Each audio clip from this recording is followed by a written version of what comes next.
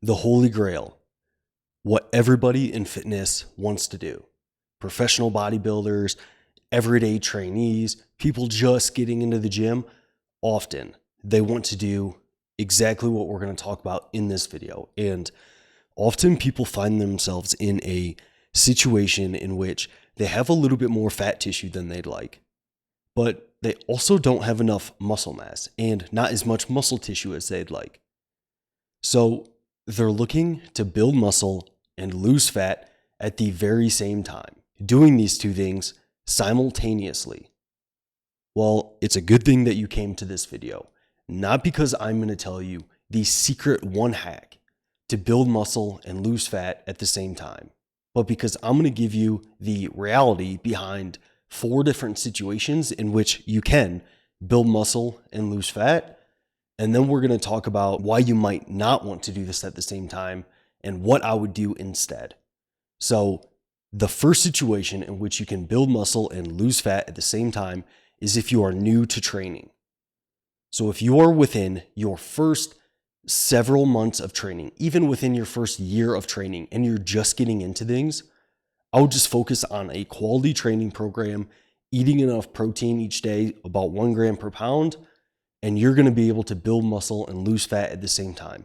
There's even research suggesting that if someone is brand new to exercise, even running on a treadmill can build muscle. So I think that if you're new to training, this is definitely one situation in which you can build muscle and lose fat at the same time.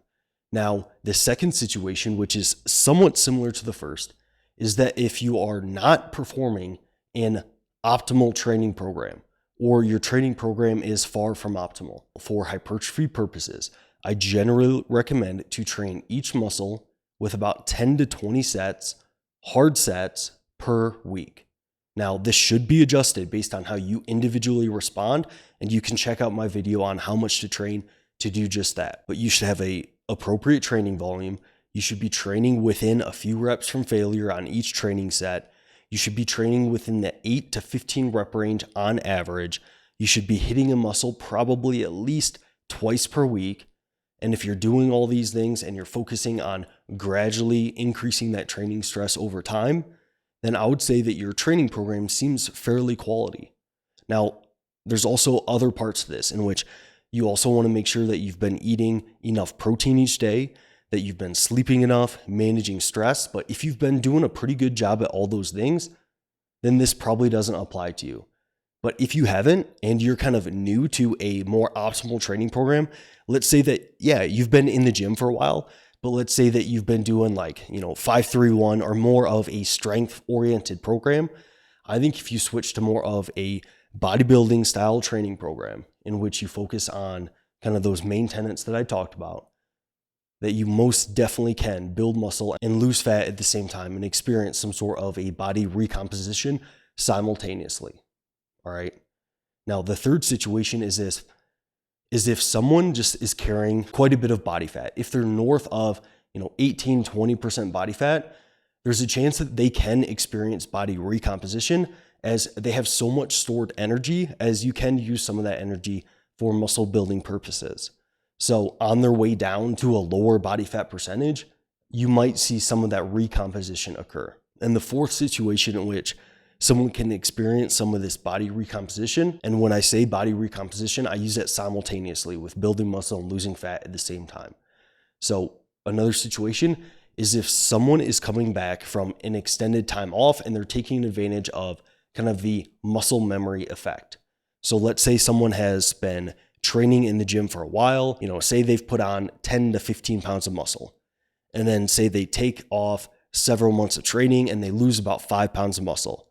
Well, if they come back to training, it's going to be like you're new to your training stimulus again, in which body recomposition can occur and you can build muscle there or regain that muscle while potentially losing fat at the same time.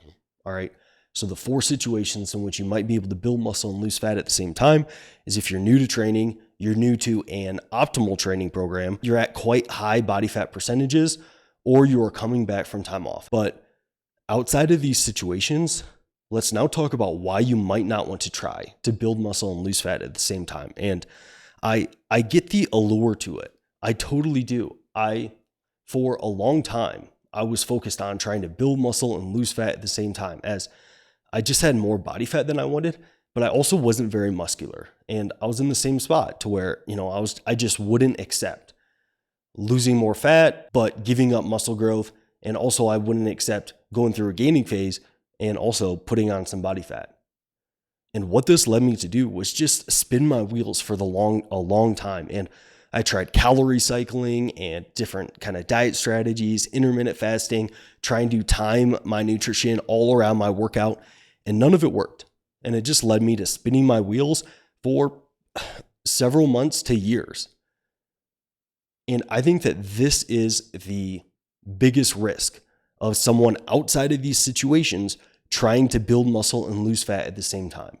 They run the risk of just spinning their wheels for months or years at a time and really not getting anywhere in regard to their fitness goals. As one way that Menno Henselman's put it is that if you just kind of maintain and you try to have a body recomposition while maintaining weight, what's most likely is going to happen is you are just going to maintain overall, and you're going to maintain your gains, and you're not really going to get anywhere.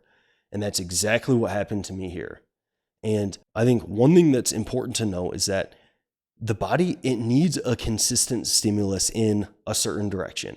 As losing fat, putting your body in a catabolic state and a state of tissue breakdown, breaking down that fat tissue, that is kind of directly counter to putting your body in an anabolic state, a state in which you're growing muscle tissue and you're in a more anabolic environment. Those two things kind of headbutt each other and they kind of work counter to each other. So if you're constantly putting yourself in a state of catabolism, breaking down tissue, and then you're turning right around and putting yourself in a state of anabolism and you're just going back and forth, well, it's likely that these two things are just going to kind of even each other out and you're not really going to get anywhere.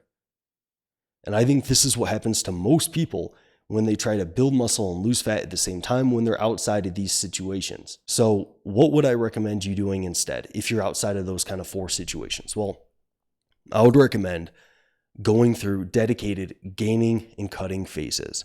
And that means that when you're going through a gaining phase, you're likely going to need to accept some degree of body fat gain.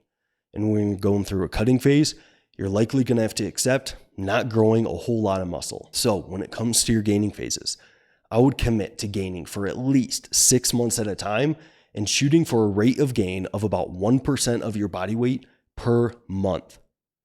So if you're around 200 pounds, you might shoot for about 2 pounds gained per month. And if you do that for 6 months, well, you're up about 12 pounds. And there's a decent chance that, most people on average might gain about 50-50 fat to muscle. And there also is going to be some water and glycogen and stuff like that in there as well. So over the course of those 6 months, there's a good chance you're going to put on 3 or 4 pounds of fat. Now, during the cutting phase, I recommend losing body weight at a rate of about 0.5% to 1% per week. So if you're 200 pounds, you might drop 1 to 2 pounds per week, which also means that in just the matter of 4 or 5 weeks, you might be able to lose all of the body fat that you gained in your 6-month gaining phase. So just keep that in mind. You don't need to go crazy with the gaining phase. You can gain at a pretty moderate rate. And you can also drop that body fat pretty quickly. And I think that if you're really concerned about gaining too much body fat and also not having enough muscle mass, I would just maybe tighten up your gaining phases and cutting phases a little bit. To maybe you just gain for 6 months, like I recommended, and then you cut for about 6 weeks to cut all that fat off, and then you rinse and repeat that process. And over the course of a few years, I think that you'll be in a really good spot. And over time, I think you'll get to a place to where your gaining phases will start to extend out to 8, 9, 10 plus months at a time, because you're getting more and more comfortable with having enough muscle mass and just pushing that a little bit more. You're looking better at higher body fat percentages because you have more muscle mass, and so on and so forth. So building muscle and losing fat at the same time, it is possible in certain situations. If you're new to training, if you're new to a more optimal training program, if you're at high body fat percentages, if you're coming back from time off. But I think that if you're outside of those situations and you're trying to do this at the same time, there's a good chance that you can end up just spinning your wheels and not really getting anywhere. And what I would do instead is go into dedicated gaining and cutting phases. But this doesn't have to be like a crazy bulking phase to where you gain super quick. I would gain about 1% of your body weight per month for at least 6 months at a time, and then cut at a rate of about half to 1% of your body weight per week, and then rinse and repeat that process until you're actually a little bit closer to your fitness goals. And I think that approach runs the risk of just spinning your wheels so much less. So thanks for tuning into this, and I'll see you in that next one.